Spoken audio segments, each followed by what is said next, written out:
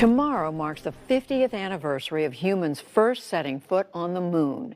It's being commemorated in many places this weekend, including at the Washington Monument and at the White House, where President Trump welcomed the two living members of the Apollo 11 crew today, Buzz Aldrin, Michael Collins, and the president discussed a new push to go to the far side of the moon and beyond.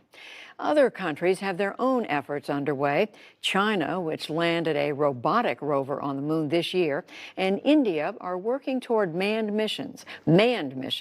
Tonight, we look at NASA's plans and how much a more ambitious private sector fits in. Naturally, Miles O'Brien is our guide for this report about the leading edge of science. Liftoff. We have a liftoff. By definition, anniversaries are all about looking back and reliving the glory days. It's one small step for man, one giant leap for mankind. And this week we've been doing a lot of that as we mark the 50th anniversary of the first moon landing. And liftoff at dawn, the dawn of Orion and a new era of American space exploration. But NASA wants to point the lens toward the future. The hope, once the golden anniversary passes, Americans will put some gold into a moonshot for another generation, one that looks like this. The rocket is called the Space Launch System. It is even larger than the mighty Saturn V, the rocket that carried Apollo missions to the moon. Sitting atop the SLS is the Orion crew capsule, also larger than the Apollo command module. President Trump directed NASA to return to the moon at first by 2028. But this spring, Vice President Mike Pence moved that time frame to 2024, citing concerns over China's space ambitions. Now, make no mistake about it. We're in a space race today, just as we were in the 1960s. And the stakes are even higher. But some in the space community aren't as worried about China. Even so, most remain eager to see the revival of manned missions. Orion would dock at a mini space station called Gateway that would orbit the moon. From there, the crew would fly a lunar lander to the surface. The new moon project is called Artemis, named for the twin sister of the Greek god Apollo. The moon is the proving ground for a sustainable human presence on the next destination, which is Mars. NASA Administrator Jim Bridenstine says the bigger picture for the Trump administration is even more ambitious: a sustained human presence on the moon, using that lunar base to learn better how to design an outpost on Mars. Think of it as a reusable command and service module that is permanently in orbit around the moon. So the purpose of the Gateway is about lunar activities. But the next gateway is about deep space exploration, and maybe the third gateway is the journey to Mars. Some experts think a return mission to the moon by the U.S. government is unnecessary. President Trump has his own doubts about going there, which he reiterated today while meeting the surviving members of the Apollo 11 crew. To get to Mars, you have to land on the moon, they say. Any way of going directly without landing on the moon? Is that a possibility?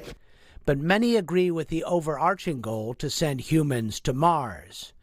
That includes Michael Collins, one of the three members of the Apollo 11 crew that first landed on the moon 50 years ago this week. I would say Mars should be our goal.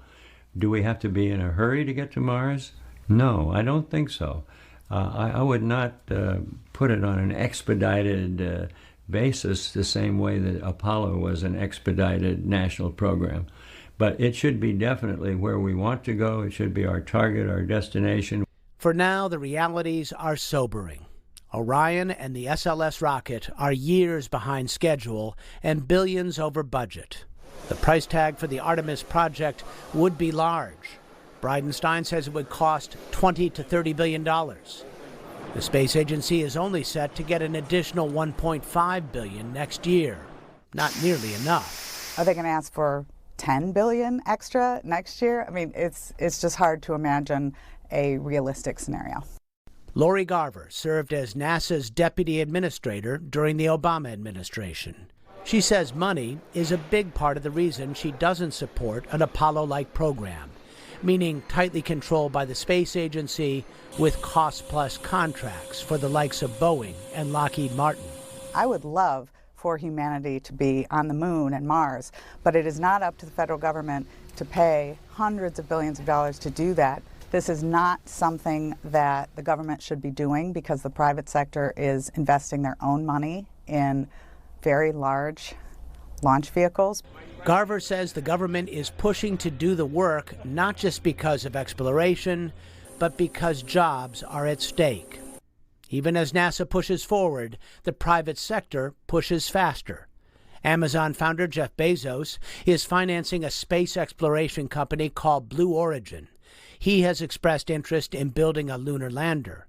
And the largest private sector player, Elon Musk's SpaceX, is building its own rocket and capsule to get to the moon. Musk claims by 2023, a year before NASA's current deadline. Garver is now chair of an initiative called the Earthrise Alliance, which advocates using space technology to help solve the climate crisis. She says that should be the priority. And I think that NASA could do and should do over the next few years more investment in addressing the existential threat today, which is climate change. Lives are going to be lost and hurt in the next decades if we don't do it.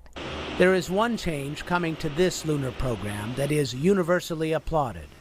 NASA is promising the next human to leave a footstep on the moon will be a woman. The space race in the 60s was all white and all male, leaving minorities and women behind. It's upsetting, frankly, to think about how women were discriminated against in the early years of space flight. Until space station, we never had more than 50% or more female participation. I'd be thrilled with the next 12 people on the moon being women. 50 years ago, the space race was the centerpiece battle of the Cold War. The support was bipartisan, and the big money kept flowing. That was then. It's hard to find evidence that this is also now. For the PBS NewsHour, I'm Miles O'Brien.